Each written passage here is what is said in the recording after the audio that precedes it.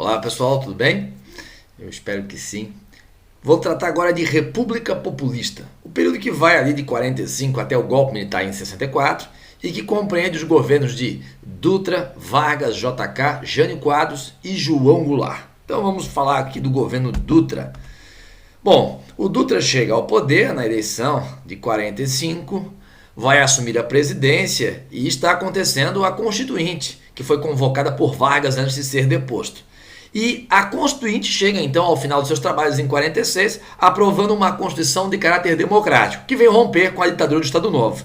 Essa Constituição traz eleições gerais, estabelece o pluripartidarismo, vamos ter aí partidos importantes como a UDN, de caráter mais conservador e mais aberta ao capital estrangeiro, o PSD e o PTB, de caráter mais estatizante, e são partidos ali vinculados a Vargas.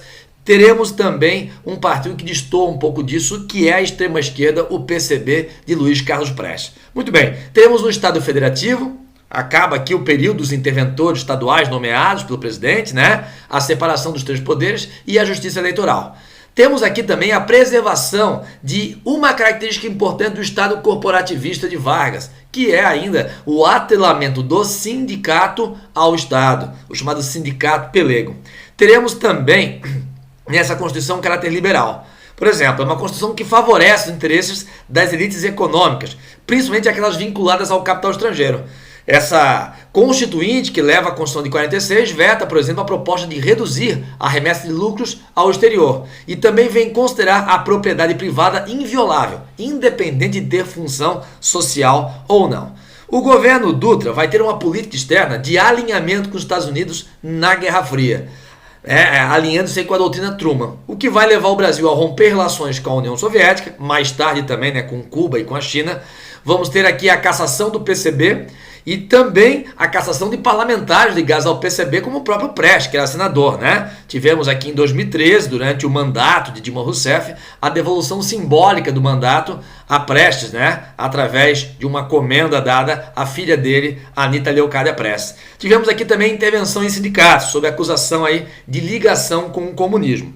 Nós temos aqui também a criação da Escola Superior de Guerra, no momento de forte alinhamento político nos Estados Unidos, o que provoca aí uma forte influência americana anticomunista nas nossas forças armadas. Então aquele anticomunismo que desemboca no golpe de 64, protagonizado pelas forças armadas, a gente pode dizer que ele começa a ser preparado aqui a partir de 46 com a Escola Superior de Guerra. Nós vamos ter na economia um momento de recessão global, pós-Segunda Guerra Mundial, escassez de investimentos no mundo todo, o que leva o governo Dutra a um plano de prioridade de investimentos, o Plano SALT, uma sigla que significava o quê? S de saúde, a L de alimentação, T de transporte e E de energia, que tinha, claro, o propósito de promover um salto de desenvolvimento econômico. Mas vai ser um plano com dificuldade de ser executado justamente pela escassez de investimentos. Teremos aqui com destaque a Via Dutra ligando São Paulo ao Rio de Janeiro, reformas portuárias e a conclusão da hidrelétrica de São Francisco já, pensada, planejada do governo Vargas. Temos aqui uma política econômica de forte submissão aos interesses americanos, uma política entreguista que vai, por exemplo, estimular a importação de produtos americanos através de baixas taxas de importação. Teremos aqui então o apoio à importação de bens de consumo. É nesse momento que a Coca-Cola invade o Brasil, produtos como Jesse Lever, o leite condensado, entre outros, Era, na verdade, considerado pelo governo um meio de combater a inflação, aumentando a oferta de produtos por meio da importação, mas acabou provocando a falência da produção interna em vários setores, provocando com isso uma queda produtiva que leva à inflação, provoca desemprego e o desemprego, claro, provocando um aumento da mão de obra, acaba provocando um arroxo salarial. Agora, essa recessão acaba provocando uma dificuldade de arrecadação, o que leva o Brasil a ampliar ainda mais sua dívida externa. Essa política entreguista de Dutra acabou fazendo ele se aproximar da UDN, que era um partido de oposição ao PSD de Dutra, mas que pelo alinhamento político e econômico aos Estados Unidos encontrava aí a simpatia da UDN. Muito bem, em 1950 temos eleição presidencial, o Vargas agora é candidato a presidente. E essa eleição é marcada pelas principais características do populismo, né? Onde o candidato busca adesão do eleitorado pela simpatia ao líder político, né? A musiquinha, a marchinha que vai embalar sua campanha já aponta para isso, né? Bota o retrato do velho outra vez, bota no mesmo lugar. Bota o retrato do velho outra vez, bota no mesmo lugar. O sorriso do velhinho faz a gente trabalhar. Então, o Vargas vai disputar a eleição com o brigadeiro Eduardo Gomes. E é nessa época que surge o docinho de brigadeiro, o doce de leite. O doce de leite não é melhor. O leite condensado já tinha invadido o Brasil por causa do entreguismo de Dutra, né? A facilidade de importar produtos americanos. E aí se criou o doce feito de leite condensado com chocolate. E como esse doce foi utilizado para ser distribuído na campanha do brigadeiro Eduardo Gomes, procurando aí a simpatia do eleitorado, foi chamado então de docinho de brigadeiro, em homenagem aí, né, em referência, melhor dizendo, ao brigadeiro Eduardo Gomes. Então esse docinho tem esse nome por causa da eleição de 50, né? O Vargas, nessa campanha, ele vai promover aqui uma aliança estratégica com o São Paulo, com o PSP de Adhemar de Barros, com a ideia de que depois o Vargas apoiaria o Adhemar de Barros na eleição de 55, né? Mas ele não vai aqui se preocupar em formar uma grande coligação, o que vai prejudicá-lo depois, principalmente por causa da dificuldade de formar uma bancada parlamentar que desse apoio às propostas do governo.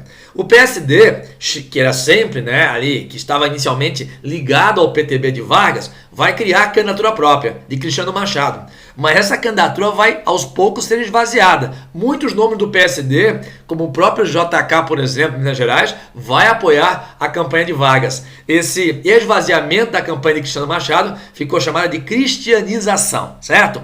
O Vargas não construiu uma base parlamentar, né, que lhe desse condições de governabilidade. Ele dizia que o povo subiria com ele as escadas do cacete e com ele governaria. Mas agora a situação era um pouco diferente, um pouco complicada, né? O Vargas estava apostando aí na força da sua popularidade. Aqui nós temos, por exemplo, né, características fortes do populismo, onde se personifica o Estado na figura do estadista. Ações de Estado são interpretadas como ações da pessoa do estadista. Por exemplo, aqui, ó, o Vargas, ele voltará por quê? Aqui a foto, né, a caricatura do Vargas, porque ele foi o realizador de Volta Redonda, Companhia Vale de Rio Doce, né, saneamento da Baixada Fluminense, Marcha para o Oeste, etc. Foi o Vargas, não foi o Estado, foi a pessoa do Vargas, esse velhinho aqui, né, tão querido. Pois então, e aqui a oração getulista. Não é só personificar o Estado na figura do estadista. Aqui já estão falando em divinificar, certo? A figura do estadista também. Muito bem, olha só.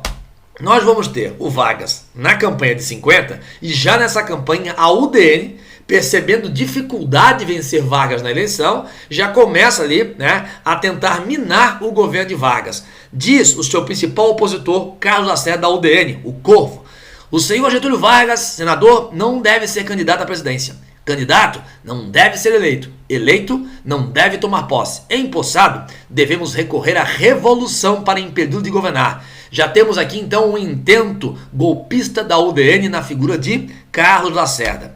Agora, a política econômica de Vargas rompe com o entreguismo de Dutra e, claro, restabelece o nacionalismo econômico do Estado Novo.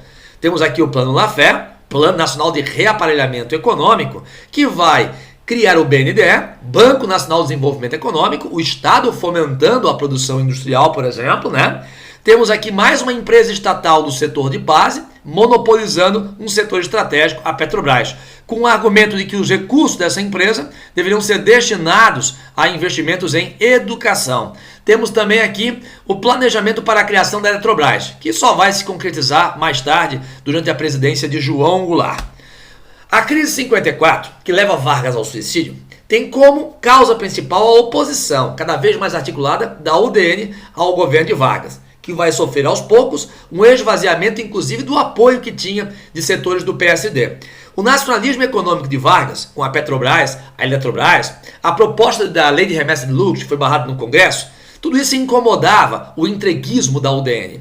A política trabalhista do ministro do Trabalho, João Goulart, aumentando o salário mínimo em 100%, desagradava a UDN, porque desagradava, obviamente, os interesses da elite patronal, né? Que a UDN representava como um partido claramente de direita e de caráter conservador no aspecto dos costumes e liberal no campo econômico. Mas o ponto principal que leva a uma crise né, do governo Vargas é o atentado da Rua Toneleiros, em 5 de agosto de 54, em Copacabana, quando são disparados tiros contra Carlos Lacerda, o principal opositor de Vargas, que denunciava o governo Vargas por escândalos de corrupção, dizendo que era um mar de lamas. Esse atentado feriu Carlos Lacerda no pé. Há dúvida se de fato o tiro no pé não foi dado pelo próprio Lacerda. Nós temos nesse atentado, com certeza, porém, tiros que vão matar o major da aeronáutica, que acompanhava Lacerda, o major Rubens Vaz. De imediato, a base aérea do Galeão Aeronáutica vai solicitar ao presidente Vargas a autonomia para investigar. O Vargas vai considerar essa autonomia e a base aérea do Galeão vai chegar a uma conclusão. O mandante do atentado foi Gregório Fortunato, chefe da guarda presidencial de Vargas. O Gregório Fortunato diz que Vargas não tem relação com o crime, mas a oposição não aceita. Lacerda acusa Vargas de ser o mandante. A situação fica crítica e aos poucos os militares também querem o afastamento de Vargas. Nós temos aqui então o Lacerda, né, acusando o governo Vargas de corrupto, mar de lama, até por conta de um escândalo que envolvia ali patrocínio, financiamento do Banco do Brasil a um jornal varguista, em detrimento de outros jornais. Agora, nós temos ali no dia 22 de agosto de 54, os militares fazendo pressão para que Vargas renunciasse. E ele diz que não renuncia. Só morto sairei do catete. Mas na madrugada, no dia seguinte, já na madrugada, dia 23 para o 24, militares vão propor para Vargas uma licença temporária aí de 6 meses. O Vargas chega a concordar. Vai dormir, já era dia 24, madrugada, 2 horas. E quando ele é acordado por sua filha às 5 horas, 5 e pouco da madrugada, ele recebe a notícia de que a licença tinha sido anunciada aos quartéis militares, mas os próprios quartéis já sabiam, por ordem de Zenóbio da Costa, ministro militar de Vargas, de que Vargas não voltaria porque o exército não permitiria. Estava em trânsito um golpe de Estado contra Vargas. E Vargas imaginava que, para que esse golpe se legitimasse, era preciso que ele fosse incriminado. E para incriminá-lo, era bem possível que levassem ele preso para a base aérea do Galeão. Vargas, para impedir essa humilhação política, vai se matar às 8 horas da manhã, deixando escrita a sua carta-testamento, onde ele coloca lá os seus opositores da UDN ligada ao capital estrangeiro como os responsáveis, né, por esse suicídio. E diz claro lá que deixa a vida para entrar na história. Temos aí uma forte comoção com a morte de Vargas, com o suicídio. Getulistas agindo de maneira passional contra jornais opositores da Vargas, como por exemplo aqui o jornal O Globo, que teve seu furgão, né, derrubado por simpatizantes de Vargas. E vamos ter com isso a posse do vice de Vargas, que era o Café Filho. Mas aí o Café Filho, que era do Espírito Santo, ele estava com problemas de saúde e volta e meia se licenciava. E numa dessas licenças assumiu o poder o presidente da Câmara, Carlos Luz, que era da UDN. Isso acontece em novembro de 55, já tinha ocorrido a eleição presidencial e o JK já tinha sido eleito. Mas o Carlos Luz da JK, que era do PSD, né? Oposição ao UDN. Só que o Carlos Luz, que assumiu como presidente interino pela UDN, dizia que JK não podia assumir, porque JK teve 36% dos votos. A Constituição dizia que tinha que ser eleito com mais da metade. Pois é, mas a Constituição também dizia que era turno único. Então, a Constituição também dizia que era a maioria dos votos em turno único. E JK teve maioria dos votos em turno único, foi o mais votado. O argumento de Carlos Luz era golpista, para impedir a posse do JK. Só que o Carlos Luz vai sofrer um contragolpe, ou também chamado golpe do general Lott, Henrique Lott, e que vai derrubar Carlos Luz para impedir um golpe de Estado. É uma espécie de golpe preventivo. Tira-se Carlos Luz do poder. É feito um processo de impeachment relâmpago que caça Carlos Luz, outro processo relâmpago que caça também através de impeachment o Café Filho, 2 presidentes que sofrem impeachment em menos de um mês, tá? Novembro de 55, um no dia 11, outro no dia 22. E aí assume o presidente do Senado. O primeiro catarinense a assumir a presidência, Nereu Ramos, vai ficar 2 meses e meio na presidência e vai passar a faixa presidencial para JK. E também, né, tendo aqui como vice João Goulart, que tinha sido ministro do Trabalho do governo Vargas. Pois então, a campanha do JK teve como lema 50 anos em 5, né? 50 anos de envolvimento em 5 de governo. Traçou ali o seu plano de metas, pautado no nacional desenvolvimentismo, que tinha como principal objetivo desenvolver a infraestrutura necessária à industrialização do país. Essa infraestrutura está pautada principalmente em obras de transporte rodoviário e produção de energia hidrelétrica através de investimentos estrangeiros, que vão aumentar a nossa dívida externa, claro. Vamos, com isso, criar infraestrutura para atrair ao Brasil montadoras automobilísticas estrangeiras, que recebem aqui incentivos fiscais do governo JK. Eu estou falando da Volkswagen, da Mercedes-Benz, da DKV, da Romizeta, né, entre outras. Muito bem, nesse contexto se funda um grande complexo metalúrgico das montadoras automobilísticas na região do ABC Paulista, né? Santo André, São Bernardo do Campo, São Caetano. Uma forte migração de nordestinos para essa região também acontece a partir desse momento. Os retirantes, né? Entre eles aqui a criança de 10 anos de idade, Luiz Inácio da Silva, o futuro Lula, que migra para o Nordeste, né? Pernambuco, Garanhuns, para essa região do ABC, nessa época, nesse contexto. Muito bem. Nós vamos ter aqui um processo intenso de industrialização com essas montadoras que leva a uma crescente urbanização e modernização do país. Coincide com o surgimento da Bossa Nova, né? De Tom Jobim, Vinícius de Moraes, João Gilberto, que morreu esse ano, inclusive, né? Um pretexto para se cobrar, por exemplo, esse conteúdo no vestibular. E aí, como a Bossa Nova reunia ali ingredientes do jazz, mas também um pouco do samba, nós tínhamos ali um primeiro estilo genuinamente brasileiro e ao mesmo tempo moderno. Então o JK era identificado com essa modernidade por conta da urbanização, modernização, industrialização, era a época do cinema também, da poesia, né, concreta, e aí ele vai ser apelidado de presidente de Bossa Nova. Ele vai criar também aqui o GEA, que é o Grupo de Estudos para a Indústria Automobilística. Ou seja, vai criar uma inteligência necessária à instalação dessa indústria automobilística, que é, na verdade, que exige, né, uma mão de obra de maior complexidade. Por isso também a fundação de 10 universidades, entre elas a Universidade Federal de Santa Catarina, fundada em 1960, finalzinho do governo JK. Agora olha só, aí o primeiro carro montado no Brasil, da montadora italiana Romizeta, né? Algumas fotos desse carro aqui, bem pequeno, né? Só dava para um casal aqui, a porta abrindo na frente do carro, bastante curiosa, né? Então, o JK também se preocupou com uma integração nacional a partir do desenvolvimento de regiões que tinham ali, obviamente, o desenvolvimento um pouco mais retardado naquele contexto. Por isso ele criou a SUDEM, Superintendência de Desenvolvimento Econômico do Nordeste, e também a SUDAM, Superintendência de Desenvolvimento da Amazônia, para diminuir a desigualdade regional. Mas ele acabou, mesmo com esse investimento no Nordeste e na Amazônia, não conseguindo diminuir as desigualdades regionais. Por quê? Porque a concentração industrial que houve no ABC Paulista pelas montadoras fez com que o Sudeste concentrasse ainda mais riquezas no Brasil. Vamos ter também aqui, para desenvolver a região Centro-Oeste, a mudança da capital com a construção de Brasília, né? O plano piloto, a parte urbanística, o projeto de Lúcio Costa, né? No formato de uma cruz, segundo ele, e que depois vai ser comparado a um avião, né? Tem a asa sul, a asa norte. Muito bem. A arquitetura, a parte estética, a parte estilística, fica ao encargo do arquiteto Oscar Niemeyer, com as suas formas curvas obtidas através do concreto armado. Frentes de trabalho serão organizadas justamente para a construção de Brasília. E nordestinos que migram para Brasília para trabalhar na construção civil, construção da cidade, serão chamados de candangos. Nesse momento, também para promover uma integração maior entre as regiões, temos a construção de rodovias, né? Como a Belém-Brasília, por exemplo, ligando o norte ao centro-oeste, que vai também estar ligado à região sudeste e que já estava ligada ao sul e ao nordeste, promovendo aí uma maior integração econômica nacional. Olha só, consequências financeiras e sociais do projeto JK. Aumenta a dívida externa, principalmente com o FMI. Isso faz aumentar a inflação e num contexto de grave arroz salarial. Aumenta a desigualdade regional no país também por causa da concentração econômica no sudeste. Temos aqui um golpismo da aeronáutica também, né, no contexto de tensões políticas.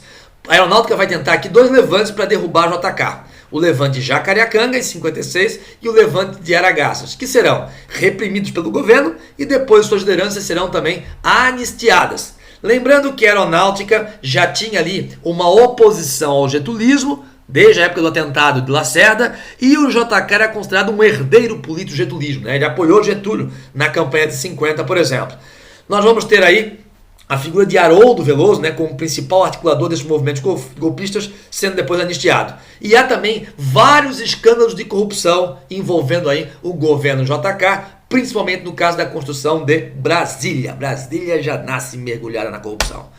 Depois temos em 60 a campanha de Jânio Quadros, que tinha como símbolo a vassoura, para varrer a corrupção do país. Varre, varre, vassourinha, varre, varre a bandalheira, que o povo já está cansado de sofrer dessa maneira. Jânio Quadros, esperança desse povo abandonado.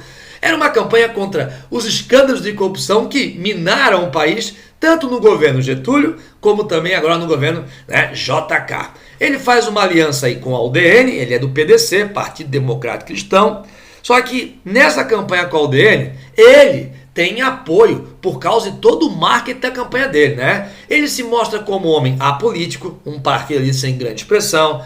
Ele se mostra como homem do povo, um cara que andava de terno surrado, o cabelo todo oleoso, cheio de caspa, um cara que andava, né, muitas vezes com par de sapato trocado, fazia discursos levando um sanduíche no bolso, andava de ônibus durante a campanha para dizer que era um homem do povo. E acabou, né, se mostrando como homem do povo e queria combater a corrupção e conseguiu agradar o povo. Mas ele não conseguiu fazer o vice. O vice, mais uma vez, vai ser João Goulart. Fala-se então da chapa Janjan, né? Jânio e Jango. Então, Jânio é eleito e o Jango, por outra chapa, é eleito vice. Então, nós temos aqui a eleição de Jânio Quadros e o governo dele, hein? Pessoal, é um governo marcadamente impopular porque ele já inicia seu governo com uma política de austeridade fiscal, submetendo-se aos interesses do FMI, cortando gastos, congelando salários para fazer uma espécie, né, de ajuste fiscal. Ou seja, o negócio aqui é cortar gastos de fato. Ao mesmo tempo, outra coisa que marca a impopularidade do seu governo é uma política de forte moralização no campo dos costumes, proibindo o uso de minissaia, o uso do biquíni em concurso de Miss, o beijo em público, brigas de galo e também as corridas de cavalo em dia de semana para evitar que o funcionalismo público matasse serviço, né? Frequentando aí o Jockey Club do Rio de Janeiro. Ele vai fazer um governo também que vai ser fortemente criticado pela falta de decoro, pela falta, digamos, do aspecto burocrático legal. Em vez de governar na forma de ofícios, ele vai produzir mais de 1.500 bilhetinhos, como esse que aparece aqui, certo? E acabou ficando desmoralizado por essa prática aí um pouco informal. Bom, mas o que mais provoca reação conservadora ao governo dele é a sua política externa. Se a política econômica dele vincula ele a interesses americanos, ao FMI, a política externa dele desagrada os Estados Unidos. Ele adota a política externa independente, a PEI, que é uma política de não alinhamento na Guerra Fria, dizendo que terá relações com os Estados Unidos, sim, mas também terá relações com a União Soviética, com China e Cuba. Chega inclusive a condecorar Che Guevara, né, com a maior ordem ao mérito dada a um estrangeiro, que era, nesse caso, né, a condecoração da Ordem do Cruzeiro do Sul. Então, teremos aqui também, por conta dessa aproximação com o Bloco Socialista, acusações de que ele quer comunizar o país, transformar o Brasil num país comunista. Vejo que nessa época também não faltava, né? Não precisava de muita coisa para alguém ser acusado de comunista. E aí haverá uma forte pressão pela renúncia dele. Pressão de militares, cada vez mais alinhados com a UDN. Jânio Quadros vai renunciar através de uma carta de renúncia, no dia 25 de agosto de 61, onde ele diz renunciar por pressão de forças ocultas, mas dizendo que em breve estará nas ruas, né, o povo clamando pela volta do governo dele. E aí vão ridicularizá-lo, dizendo que ele está se comportando como uma espécie de Napoleão, né, que deixa o governo, mas depois volta, aclamado pelo povo. Bom, esse clamor popular não aconteceu, porque em 7 meses de governo, com um conjunto gigantesco de práticas impopulares, de fato ele perdeu o apoio popular. Nós vamos ter então a posse do vice-presidente João Goulart. Só que essa posse vai ser problemática. Por quê? Porque militares que já se opunham ao governo de Jânio Quadros, pela sua ligação ali com países comunistas, também não vai querer João Goulart. João Goulart também é simpatizante da política externa independente. Ele foi o ministro do Trabalho do governo Vargas, que ampliou o salário mínimo em 100%, né? E os militares vão dizer que existe aqui o perigo vermelho, o perigo comunista. O João Goulart estava na China comunista quando o Jânio renunciou. Os militares diziam que iriam prendê-lo se ele tentasse desembarcar no Brasil para assumir o governo. Em contrapartida, temos a campanha liderada por Leonel Brizola, que era cunhado de João Goulart, também gaúcho do PTB, né? E nessa época, ele vai liderar a campanha da legalidade, que defendia, obviamente, né, a posse de João Goulart, respeitando a Constituição. Bom, vai haver aqui um acordo, né, para evitar aqui um acirramento político, que resulta na emenda do parlamentarismo. João Goulart assume a presidência, mas do regime parlamentarista, onde na prática ele não governa. Quem governa é o primeiro-ministro escolhido pelo Congresso. Um momento de grave instabilidade, até que acontece o plebiscito 63, que vota em mais de 90% pelo não ao parlamentarismo, pela volta ao presidencialismo. Então agora, com a volta ao presidencialismo, João Goulart, Jango, é não apenas chefe de Estado, também é chefe de governo. É aí que, governando, ele anuncia o plano trienal, onde estão contidas as chamadas reformas de base.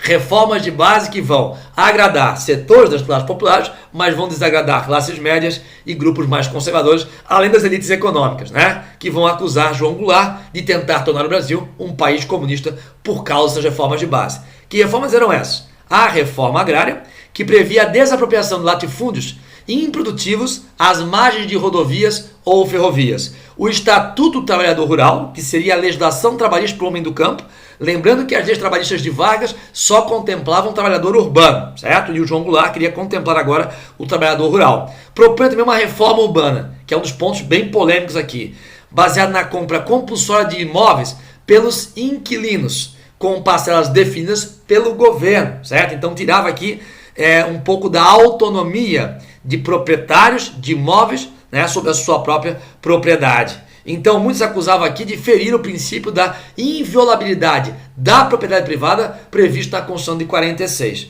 Muito bem, vamos ter também a proposta do voto dos analfabetos e das baixas patentes do Exército, a estatização de refinarias e também do setor elétrico, através da criação da Petrobras, da Eletrobras, melhor dizendo, e também a criação aqui, a estatização de bancos estrangeiros. Ele vai propor, mais uma vez, aquilo que o Vargas também propôs e não conseguiu aprovar, a lei de remessa de lucros. Naquela época, nós tínhamos uma proposta de limitar, então, os lucros de multinacionais que atuavam no Brasil para os países de origem. A maior parte desses lucros deveriam ficar no Brasil, investidos no Brasil. E ele também propôs aqui a reforma universitária, propondo a autonomia universitária e também uma expansão universitária, a fim de que não fosse mais necessário o vestibular como meio de ingresso na universidade. A ideia era ampliar e com isso democratizar o acesso à universidade. Ele terá o apoio aqui de quem? Olha só, ele defende o nacionalismo econômico, ele defende aqui o trabalhismo, e por isso ele vai ter o apoio daqueles que defendem o nacionalismo, do apoio dos operários, de grupos sindicalizados através da Central Geral dos Trabalhadores, do PTB e das baixas patentes. Agora se opõe a ele aqueles que defendem o entreguismo, os patrões, a classe patronal, industrial, a Fiesp, por exemplo, a UDN, a Escola Superior de Guerra associada à CIA americana. Muito bem. Em 1964, em março, a situação fica tensa. João Goulart vai anunciar as reformas de base no chamado Comício da Central do Brasil, de 13 de março de 64. E em resposta a isso, 6 dias depois, 19 de março, temos a Marcha da Família com Deus pela Liberdade, onde grupos conservadores ligados à Igreja, a Fiesp, Federação da Indústria do Estado de São Paulo, né, o Governo de São Paulo, o Instituto Mackenzie, né, o IPS e o CAND também, que é um grupo aí de mulheres católicas conservadoras, eles vão exigir o quê? Uma intervenção militar como meio de impedir que o Brasil se torne um país comunista, para preservar inclusive a democracia no Brasil. Então, aí, com esse clamor popular, os militares já estavam tramando com a CIA uma estratégia de derrubar João Goulart. Acontece, no dia 31 de março, a marcha que parte de Juiz de Fora, Minas Gerais, rumo ao Rio de Janeiro, para derrubar o governo de João Goulart. Mas isso era feito em parceria com uma operação secreta da CIA, a Operação Brother Sun, onde navios porta-aviões já haviam partido de Porto Rico e estavam de prontidão na costa brasileira. Se a marcha de Juiz de Fora não fosse suficiente para derrubar João Goulart, haveria então a intervenção militar americana, com o objetivo de criar um governo revolucionário ou provisório em São Paulo, até que se conseguisse derrubar João Goulart. Acontece que essa marcha ocorre no Rio de Janeiro, né, 1º de março, 31 de março, 1º de abril, e nós vamos ter então Logo em seguida, a Câmara dos Deputados se reunindo em caráter extraordinário para aprovar a vacância do cargo da presidência da República. Quem preside essa sessão é o presidente da Câmara, Ranieri Mazzilli, que ao decretar aí então, a vacância do cargo da presidência, assume interinamente a presidência ali no dia 1º de abril de 1964. Nós vamos ter, depois de 2 semanas, a eleição indireta de um presidente militar, Humberto de Alencar Castelo Branco. Acabou o governo de João Goulart, acabou a República Populista e começa a ditadura militar. No governo de João Goulart temos aí um momento de desenvolvimento do cinema, o cinema novo, trazendo aí temas regionais, com forte crítica social, com destaque para o baiano Glauber Rocha, com filmes como Terra em Transe, Deus do Diabo da Terra do Sol, O cinema novo também continua atuando no início do regime militar ali. Teremos aí a Jovem Guarda, uma espécie de bitomania à moda brasileira, um reflexo da cultura jovem no Brasil e que vai ter aí a figura de Roberto Carlos como grande expoente dessa geração. Temas alheios às tensões sociais, políticas daquele contexto nacional e mais voltados aí ao entretenimento da juventude. A UNE, através do CPC, que é o Centro Popular de Cultura, promove aí vários eventos com o objetivo de politizar a população, no sentido de apoiar as reformas de base de João Goulart. Uma das primeiras iniciativas do golpe militar é justamente incendiar o prédio da UNE no dia 1º de abril de 1864. E é isso. Depois vem a ditadura, tema de uma próxima aula. Fica aqui a lista de exercícios de estudos para vocês sobre República Populista, tá bom? Beijo grande, fiquem bem, até a próxima.